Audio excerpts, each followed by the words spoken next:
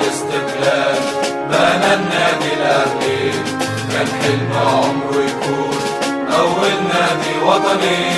مختار التتش في 43 حارب الملك سفرنا لفلسطين، وال6-0 دي شرف ليوم الدين. موقف مختار وحيدر تاج على راس الأهلي.